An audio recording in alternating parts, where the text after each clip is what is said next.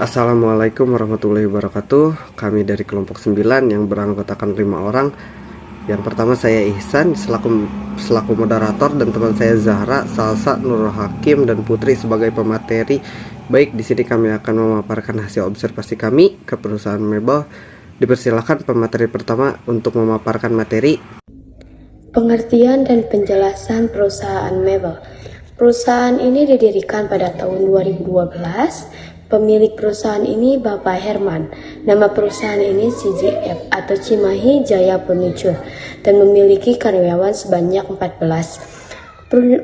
Perusahaan furniture atau mebel merupakan industri yang mengolah bahan baku atau bahan setengah jadi seperti kayu, rotan, dan bahan alami lainnya yang bisa menjadi produk barang jadi yang bisa disebut dengan mebel dan mempunyai nilai tambah dan manfaat yang lebih.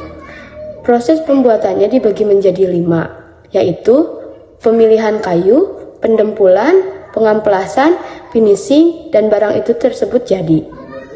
Penjelasan proses pembuatan. Pendempulan kayu merupakan bahan yang terbuat dari kapur, minyak cat, seperti serpihan kayu sebagai campuran bahan yang digunakan sebagai bahan penutup lubang atau yang sering dikenal dengan mata kayu. Pengemplasan, proses ini juga dapat ditingkatkan kehalusan sesuai yang diinginkan. Pengemplasan pada bidang kecil dan sempit menggunakan amplas manual atau tangan. Tetapi bidang yang lebih besar bisa menggunakan mesin untuk mempercepat proses. Finishing. Proses finishing merupakan proses pengecatan ini dengan cara disemprot menggunakan cat. Penggunaan finishing ini merupakan proses akhir tahapan akan memberikan lapisan pada kayu agar terlihat indah dan elegan. Proses ini merupakan penyelesaian untuk memastikan tidak ada yang cacat pada kayu. Pengelolaan. Perekrutan karyawan. Pengelolaan dalam perekrutan karyawan yang diutamakan ialah dari orang terdekat terlebih dahulu atau melalui karyawan yang telah lama bekerja, dan adapun yang mendatangi perusahaan mebel dengan sendirinya untuk melamar pekerjaan. Penggajian karyawan. 1. Untuk sistem gaji awalnya per hari, kemudian diubah menjadi per minggu.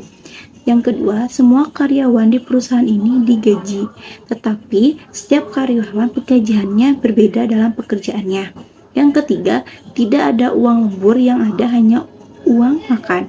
Yang keempat, para pekerja setiap tahun saat hari raya menerima THR berupa uang atau barang seperti sembako dan pakaian. Pengelolaan keuangan.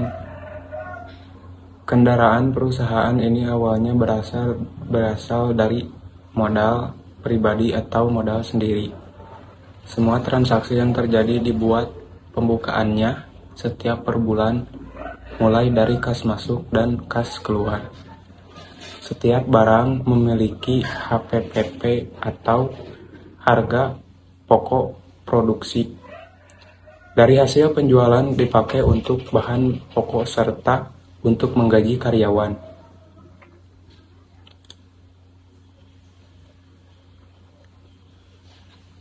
Pendapatan dalam usaha ini bisa mencapai 400 sampai 500 juta. Marginnya 20 sampai 25% dalam satu bulan. Biaya belanja yang dikeluarkan secara keseluruhan bisa mencapai kurang lebih 200 sampai 300 juta normal pembeliannya. Barang yang biasanya dibeli saat belanja keperluan diantaranya yang paling utama yaitu kayu, kemudian mesin serut, mesin gergaji, mesin amplas, dan mesin finishing atau biasa disebut seperti alat semprot cat.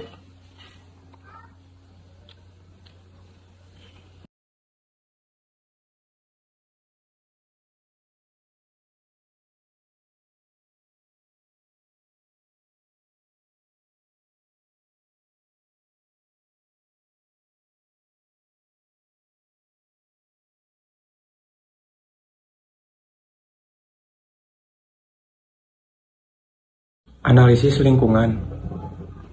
Dalam pengelolaan produk, di perusahaan ini menimbulkan limbah kayu berupa sisa serutan kayu, potongan kayu yang bisa membuat lingkungan tidak bersih dan menimbulkan pencemaran udara.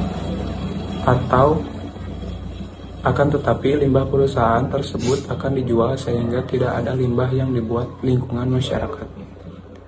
Mereka memiliki izin usaha karena jika mereka tidak memiliki izin usaha, maka akan mendapatkan sanksi apabila tidak ada legalitas perusahaan terhadap badan usaha yang sudah berdiri.